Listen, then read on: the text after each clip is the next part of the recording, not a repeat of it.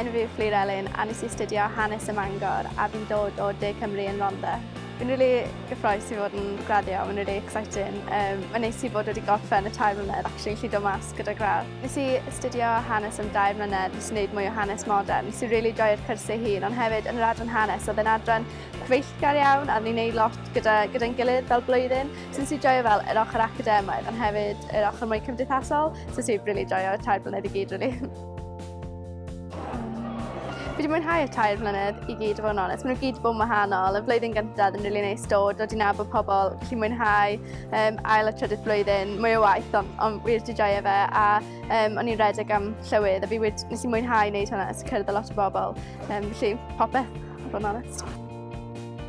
So fi wedi dechrau gweithio fel llywydd yn yr undeb, a mae wedi bod yn 4 wythnos croes iawn, ni wedi bod yn fel hyfforddi, bod yn edrych beth ni eisiau gwneud dros y flwyddyn nesaf. O'n i'n rili hapus I ennill. Mae fy rieni wedi talu fy rent, felly fi mewn dyled iddyn nhw. Felly fi'n rili edrych mlaen I allu talu nhw nôl. Ond oedd e jyst yn neis I bod fy gwaith I gyd dod at rhywbeth ydy dod at y wobr.